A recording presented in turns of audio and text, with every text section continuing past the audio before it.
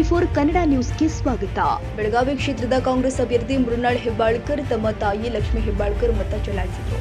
ಹೆಂಡಲಗಾದ ವಿಜಯನಗರದಲ್ಲಿ ಇರುವ ಸರ್ಕಾರಿ ಕನ್ನಡ ಹಿರಿಯ ಪ್ರಾಥಮಿಕ ಶಾಲೆಯ ಮತಗಟ್ಟೆ ಸಂಖ್ಯೆ 61ರಲ್ಲಿ ಲಕ್ಷ್ಮಿ ಹೆಬ್ಬಾಳ್ಕರ್ ಕುಟುಂಬ ಸಮೇತರಾಗಿ ಬಂದು ಮತ ಚಲಾಯಿಸಿದ್ದಾರೆ.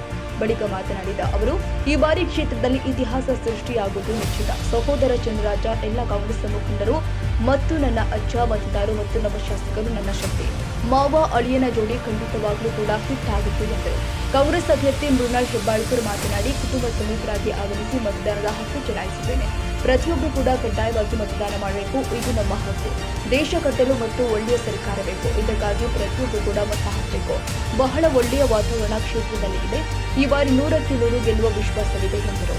ಭಾರತ ದೇಶದ ಪ್ರಜಾಪ್ರಭುತ್ವದ ದೊಡ್ಡ ಹಬ್ಬ ಈ ಒಂದು ಚುನಾವಣೆ, ಸಾರ್ವತ್ರಿಕ ಚುನಾವಣೆ. ಇವತ್ತು ಕುಟುಂಬ ಸಮೇತ ಕಾಂಗ್ರೆಸ್ ಪಕ್ಷದ ಅಭ್ಯರ್ಥಿ ಮೃಣಾಲ್ ಹೆಬ್ಬಾಳ್ಕರ್ ನನ್ನ ಸುಪುತ್ರನ ಈ ಒಂದು ಇಲೆಕ್ಷನ್ ಬಂದು ಕುಟುಂಬ ಸಮೇತ ದೇವರ ಆಶೀರ್ವಾದವನ್ನು ತಗೊಂಡು, ಅಜ್ಜನ ಆಶೀರ್ವಾದ ತಗೊಂಡು ಮತದಾನವನ್ನು ಮಾಡಿದ್ದೀವಿ. ನಾನು ಮೊದಲನೇ ದಿನದಿಂದನೂ ಕೂಡ ತಮಗೆ ಹೇಳಿದ್ದೆ, ಡೇ 1 ನಾನು ತಮಗೆ ಹೇಳಿದ್ದೆ, ಈ ಬಾರಿಯ ವಿಜಯ ಕಾಂಗ್ರೆಸ್ ಪಕ್ಷಕ್ಕೆ ಅಂತ ಹೇಳಿದೆ.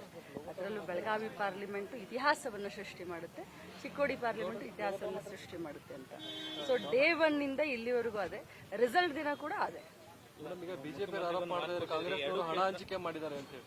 ಅದು ನಮಗೆಲ್ಲ ಗೊತ್ತಿಲ್ಲ. ಅವ್ರು ಆರೋಪ ಮಾಡಿದ್ದಕ್ಕೆ ಜನ ಉತ್ತರ ಕೊಡ್ತಾರೆ. 4ನೇ ತಾರೀಕಿನವರೆಗೂ ವೇಟ್ ಮಾಡ್ಬೇಕು. ಅವರು ನನ್ನ ತಮ್ಮ ನನ್ನ ಶಕ್ತಿ ಇದ್ದಾನೆ. ಕಾಂಗ್ರೆಸ್ ಪಕ್ಷದ ಎಲ್ಲ ಜಿಲ್ಲಾ ಮುಖಂಡರುಗಳು ನನ್ನ ಶಕ್ತಿ, ನಮ್ಮ ಅಜ್ಜ ನನ್ನ ಶಕ್ತಿ, ಮತದಾರರು ನನ್ನ ಶಕ್ತಿ, ಎಲ್ಲ ಶಾಸಕರು ನನ್ನ ಶಕ್ತಿ. ಮಾವ ಅಳಿಯ ಖಂಡಿತವಾಗ್ಲೂ ಈ ಜೋಡಿ ಹಿಟ್ ಆಗುತ್ತೆ. ಹೌದು, ನಾನು ಬೆಳಗಾವಿ ಗ್ರಾಮೀಣದಲ್ಲಿ ಇವತ್ತು ನನ್ನ ಕ್ಷೇತ್ರದಲ್ಲಿ, ನನ್ನ ಸ್ವಕ್ಷೇತ್ರದಲ್ಲಿ ನಾನು ಮನೆ ಮಗಳು. ಸೊ ನನ್ನ ತವರ ಮನೆಯಲ್ಲಿ ಇವತ್ತೆಲ್ಲ ಓಡಾಡ್ತೀನಿ. ನಾನು ಡೇ 1 ಹೇಳಿದ್ದೀನಿ, 3 ಕ್ಷೇತ್ರದಲ್ಲಿ ಸರ್ಪ್ರೈಸ್ ರಿಸಲ್ಟ್ ಅಂತ. ನೀವೇನಾದ್ರೂ ಅದನ್ನ ನೆನ್ಪಿಟ್ಕೊಂಡಿದ್ರೆ, ಸೊ 3 ಕ್ಷೇತ್ರದಲ್ಲಿ ಸರ್ಪ್ರೈಸ್ ರಿಸಲ್ಟ್ ನ ಕೊಡ್ತೀವಿ.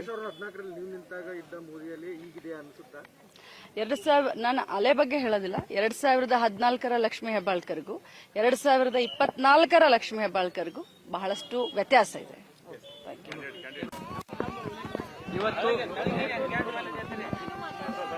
ಇವತ್ತು ಸುಳೆಬಾವಿ ಮಹಾಲಕ್ಷ್ಮಿ ದೇವಿಯ ಆಶೀರ್ವಾದ, ಉಚ್ಗಾಂವ್ ಮಳೆಕರ್ಣಿ ದೇವಿಯ ಆಶೀರ್ವಾದ ಪಡೆದು ಕುಟುಂಬ ಸಮೇತ ಬಂದು ನಮ್ಮ ಮತದಾನದ ಹಕ್ಕನ್ನು ಚಲಾಯಿಸಿದ್ದೇವೆ. ಈ ಬಾರಿ ಬೆಳಗಾವಿ ಲೋಕಸಭಾ ಚುನಾವಣೆಯಲ್ಲಿ ಬೆಳಗಾವಿಯ ಸ್ವಾಭಿಮಾನ ಗೆಲ್ತಂತ ನಿಮಗೆಲ್ಲರಿಗೂ ಹೇಳಿಕ್ ಬಯಸ್ತೇನೆ.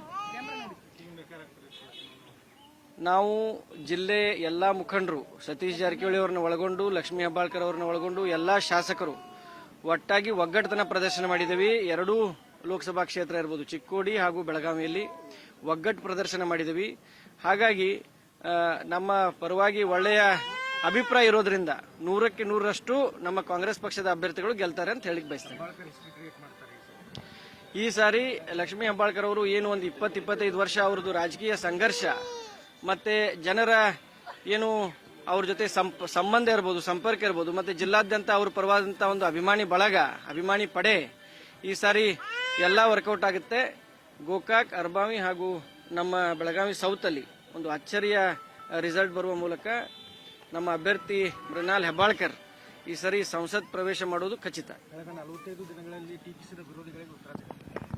ನೋಡಿ, ಹತಾಶೆ ಮನೋಭಾವದಿಂದ ಅವರು ಟೀಕೆ ಮಾಡಕತ್ತಾರೆ. ಒಂದೀಗ ಸೋಲಿನ ಭೀತಿಯಲ್ಲಿ ಬಿಜೆಪಿ ಅವರು ಟೀಕೆ ಮಾಡ್ತಾ ಇದ್ದಾರೆ. ಬಟ್ ಜನರು ಅದರ ಕಡೆ ಗಮನ ಕೊಟ್ಟಿಲ್ಲ.